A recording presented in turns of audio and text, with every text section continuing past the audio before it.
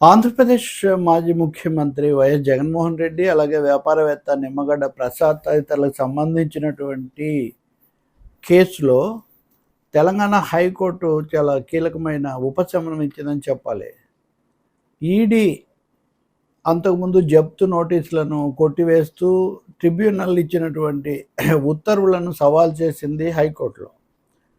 విచారణ జరిపినటువంటి న్యాయమూర్తులు గతంలో తీర్పు రిజర్వ్ చేశారు. నిన్న తీర్పు వెలువరించారు justice Shyam Koshy, justice Chalapathirao. Nizampatnam Vadarevu port corridor VANPIC దీన్ని పొందడం కోసం సాక్షి ప్రచురణకర్తలైన జగతి పబ్లికేషన్స్ తదితర సంస్థల్లో ముందస్తుగా పెట్టుబడి పెట్టారు. ఇది క్విడ్ ప్రోకో అన్నది జగన్ మీద ఉన్న ఆరోపణల్లో ఒక ముఖ్యమైనటువంటిది. ఈ కేసు అలా నడుస్తూ వచ్చింది.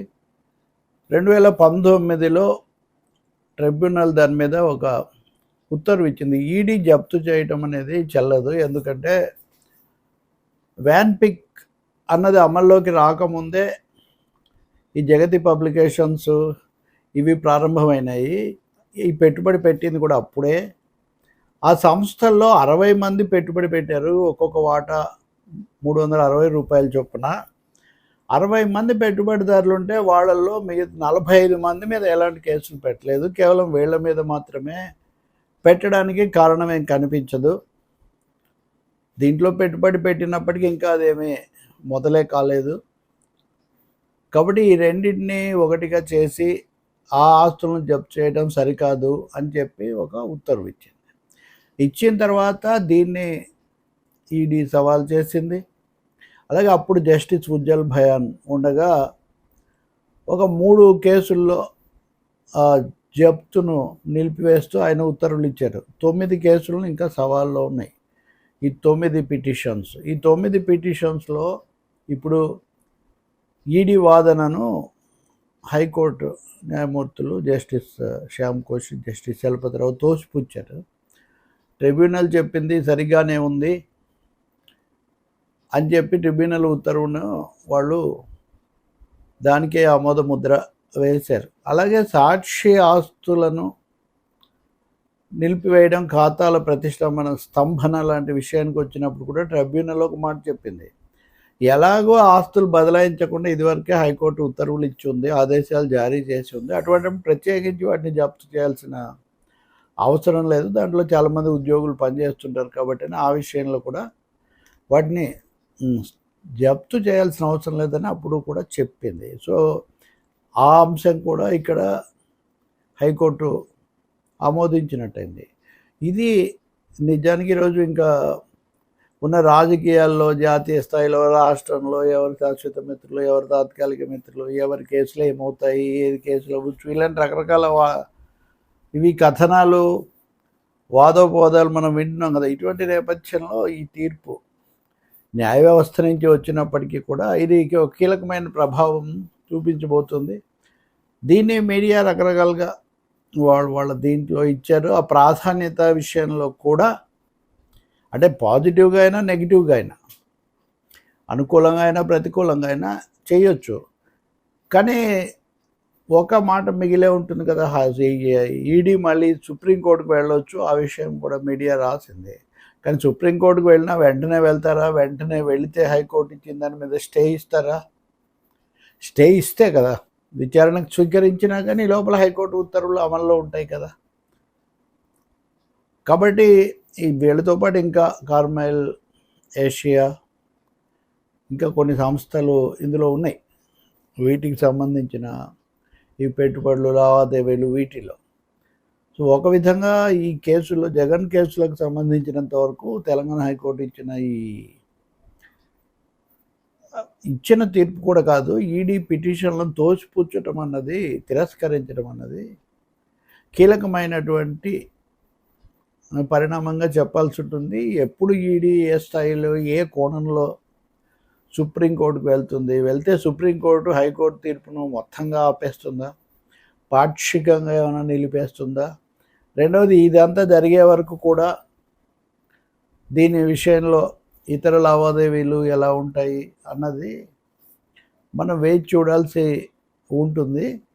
కానీ ఈడీ ఇటీవల కాలంలో కొన్ని దాడులు చేయటం, విజయసాయి రెడ్డి మీద, లేకపోతే లిక్కర్ కేసులో స్పీడ్ పెంచింది అది ఇది అంటున్నప్పుడు, అప్పుడు ఈడీ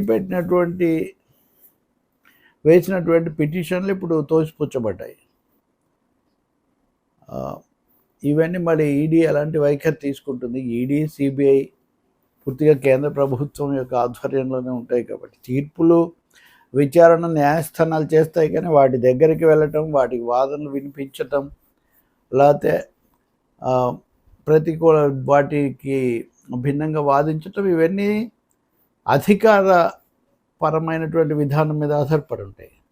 కాబట్టి కీలకమైందే ఇప్పుడు ఈ వ్యాన్ పిక్ వీటికి సంబంధించి ఇంకో పెద్ద ప్రశ్న ఇప్పుడు ముందుకు తెచ్చింది. 60 మంది పెట్టుబడులు పెడితే 45 మందిని వదిలేసి మిగతా వాళ్ళ మీదే ఎందుకు మీరు ముందుకు పోతున్నారు అని ట్రిబ్యునల్ ఇచ్చినటువంటి దాన్ని కూడా హైకోర్టు ఏమి ఆక్షేపించినట్టుగా కనబడదు. హైకోర్టు మొత్తంగా ట్రిబ్యునల్ చెప్పిందని దాంట్లో మేము జోక్యం చేసుకోవాల్సిన అవసరం ఏం లేదన్నారు. కాబట్టి ఇదే మాట సుప్రీంకోర్టు కూడా చెప్పింది అనుకోండి.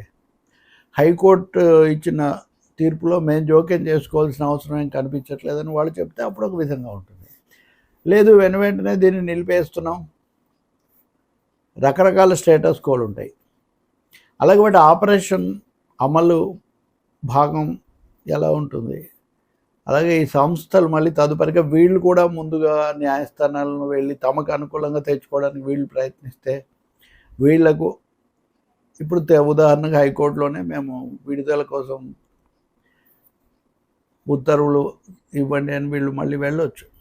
కాబట్టి కొన్ని పరిణామాలు ఇంకా మిగిలి ఉన్నాయి, కానీ ఇప్పటికైతే హైకోర్టు అంటే ఉన్నత న్యాయస్థానం కాబట్టి ఒక కీలకమైన రిలీఫ్ లాగా ఇది ఈరోజు. అందుకే హైదరాబాద్ తెలంగాణ ఎడిషన్లో సాక్షి వాళ్ళు దీన్నే పతాక శీర్షిక పెట్టారు.